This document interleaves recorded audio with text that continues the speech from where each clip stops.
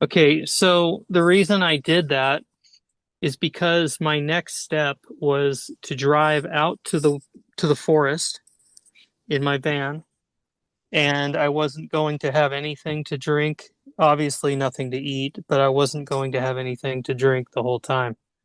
I was planning on staying dry until my body did something. I knew I wasn't going to die. I wanted to see what the body does. By which point you learned about breatharianism, so like before colonics. So Yes, I learned about it before then, and mm, I was cleaning up because I was planning to become a breatharian, basically. 그래서 I knew that my body was clean 그 and 자- ready. So I went out to the woods. I brought a watermelon with me and left it on the front seat of the van. I'm not sure why. I think I just felt like, okay, just in case, there it is. So I did that, and I went after about 2 days of being dry. I was also weighing myself every day at the gym. I was driving to the gym, and I had, I'm trying to remember, 150 down to 143. I lost about 17 pounds of water in 4 days. yeah, I mean, Korean audience, maybe we're most more used to like Well, like kilograms. kilos, like say 7, 8, like almost 8 kilos, 7 kilos. So like by two days you lost like No, it was about 4 days. And it was all water because I had no visible body fat left on my body. I mean, I was very lean.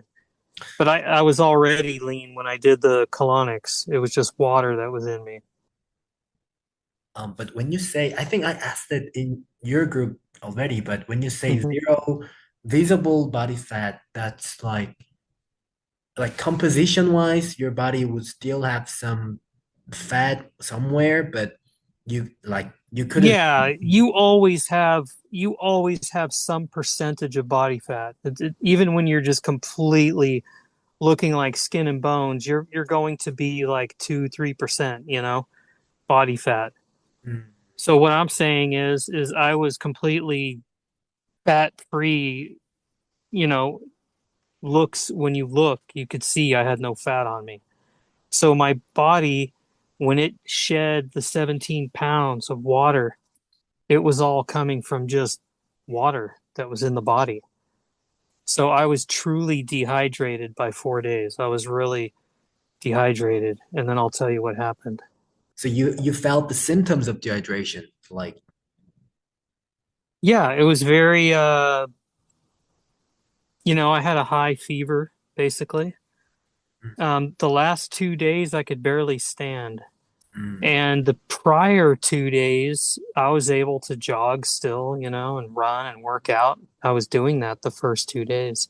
But like you were even the first 2 days you felt the symptoms of like dehydration. I was starting to dry out, but it wasn't that bad because I had already become used to it a little bit. And so the day 3 and 4, high fever, my skin was flaking off from being dry, like my arms, like on my arms and stuff. Mm, It was flaking off. My lips were dry. I could barely talk. mm. And just really, really tired and hard to stand, dizzy. Just felt sick. Day 3 and 4, I felt very weak and sick. And that's after over 2 years, really, of just feeling like Superman. Yeah, so that day 3 and 4 felt like that. And so I went to sleep that night, and I was sleeping probably, I had been sleeping like 3 hours a night. And then those 2 days, day 3 and 4 of being dry, I was sleeping 12 to 14 hours each night. But even with all the symptoms, you didn't have fear, you had trust. Absolutely. Because Mm, I knew we were totally lied to about everything. So, and I had already pushed past 3 days, and they tell you die mm. if you don't have water for 3 days, which a lot of people know is not true now. So that part was really tough. I go to sleep night 4, which I can remember the date. It was June 30th. I woke up July 1st and felt like I had cheated overnight. I felt like I had drank or ate in my sleep because I felt so full, and I was instantly mad at myself.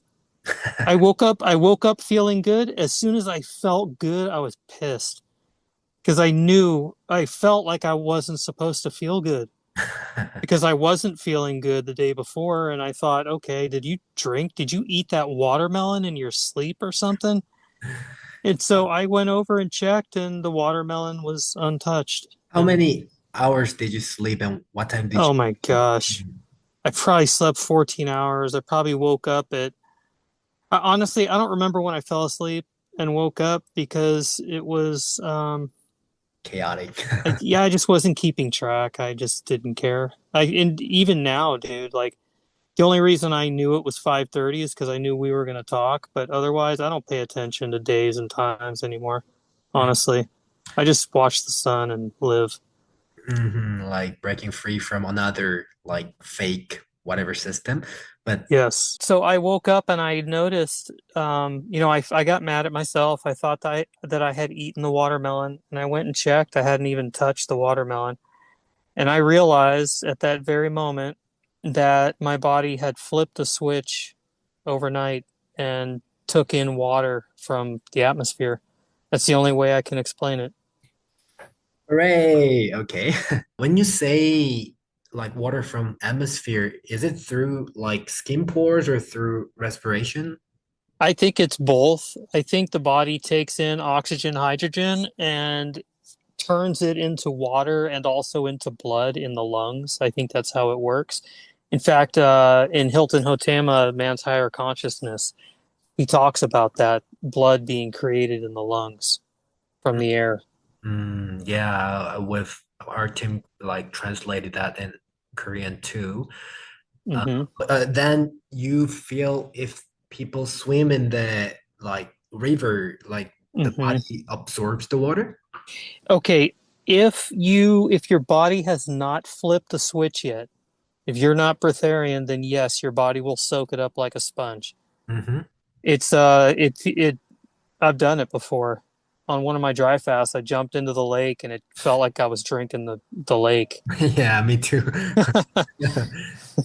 But once you're breatharian, let's not It affect it. does. It's never a pro. It's you never get dry. Um, I thought I went to Mexico and I was drinking orange juice kind of regularly, like every few days. It depended on when it looked good. But I was drinking orange juice and I thought, oh man, I hope I'm not losing the breatharian, ability to Hmm. not be thirsty. And so I did, 10 days and I'm like, okay. I'm never dry. I don't get thirsty and I don't get hungry. Those two things are gone. The hunger's been gone since May of 2016. I haven't been hungry since then. Did you say like the body absorbs like oxygen and what, and then it turns it makes it into like blood? That's what you. Yes, the body will pull in the air basically. And in the air, we're not taught this, but the air contains every ingredient that's in your body, everything. So when you breathe in the air, you're literally breathing in all the ingredients that your body contains. Yeah, it's a freedom that you just can't describe. Even when you just start urine therapy and you're not eating and you realize you don't need food, the feeling of freedom is you can't describe it. It's unmatched. So I think we've kind of basically um touched your path. Um, Hmm. mm, so it's been almost like 7, 8 years since 2018 too. Like, so Yeah. like has it been other changes regarding your relationship with food, or maybe about sleep, you can share. Feel free to share. Your Yeah. Mm. Um, as far as the food goes, I really wish that back in 2018 I had just not touched anything because the one thing that I can say I still have an addiction is taste. I still like to taste things sometimes, but I'll give you an example of my frequency of eating.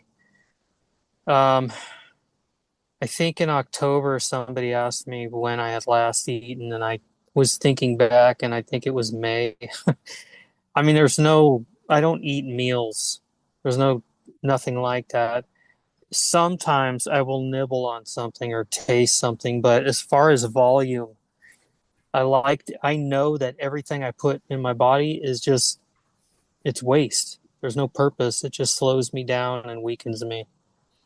Then Chris, like um some breatharians, like Russian people expect, especially they don't swallow, but they taste. Like you sometimes do Hmm. that if it's just taste addiction, or you still want to feel the sensation here and swallow. Sometimes I just feel like sitting down with like my daughter or something and tasting and eating, just being normal for once in my freaking life. People, if they go down this path, just know it's absolutely necessary to I think survive in this world at this point. But it you will be much different from everybody. It's can be tough sometimes. Yeah, so that can be tough. Family always wants you to eat. There's these pressures, and you just, those are the other layers of addiction that we get over. It's not just the food, it's the societal pressure to eat that is, sometimes it can make you feel a little bit lonely, but it's absolutely rewarding. It's absolutely priceless. Nobody can buy what fasting does for you. Chris, maybe I quickly ask you about sleep, and then maybe we can go into Q&A, because and maybe people want to talk too. Sure, sure, sure. So, Okay, so as far as the sleep, so mm, I'm going to give a quick overview and a history. The no sleep thing was the way we were. We used to not sleep. We would just rest. But we've been taught to sleep in a corpse position. And you literally are dying when you sleep. You're disconnecting from your spirit, you mean when you say course position, of course, that's what people call like laying down. like dying, death. Mhm. The indigenous people in America, they would call death the big sleep. So what people usually call like laying down on the bed, you call it like course position. That's right. I call it a corpse position. I call it the little death. So you hardly lay down. I do not lay down for sleep. If I do fall asleep, I literally fall. Like I hunch over kind of and fall asleep. And it still happens to me. But Would you recommend like sitting down instead or something? absolutely. I'll tell you, there are people. This is what I've read. So this is not me, but I've read billionaires will sit. They don't sleep mostly. A lot of these people know what the fuck's up. We just don't. So they'll sit there, and they'll have their car keys in their hand, and they'll sit and rest, close their eyes, and if they fall asleep, the keys hit the floor and it wakes them up, so they don't actually go into a sleep. And what happens is, in that very moment that they were awakened from barely falling asleep, they end up having these genius ideas come to them. So Chris, you feel all these billionaires, they know food is addiction. This is all clown world. So you feel there are billionaires who are like breatharian, like sleep free even? That's what you mean, or? No, I don't know about that part. I do know that many of them sleep very little and they know the history of it. Mm. I can tell you a little theory that I have. I think that the whole vampire thing was done to marginalize people who did not eat, drink, or sleep. They call them vampires. It Uh, was done to talk bad about those people. So people would think that was a weird thing, you know? See, when you stop sleeping, you increase your energy every day. I can't tell you what the percentage is, but I can tell you that every time I've been up for 3 days, by the third day, I don't feel any of my muscles when they work. It feels like they're doing nothing. I could be jumping, running, lifting, whatever. It's a weird experience and feeling, but Chris, that's what happens. we could kind of dive deeper into sleep too, but like you Yeah. think you have time for like Q&A at least like 30, Yes, yes, yes. like Yeah, because this stuff, what I'm talking about with the sleep, is not really on the radar just yet, and it sounds crazy right now, so it's all good. Thanks for what you're doing, by the way, Dong. It's important. It's important that people find out things Mm. like this. I thank you, and like you better be careful so that people don't kill you calling you vampire or Eh, dude, zero fear. No one's touching me. God's got me, man.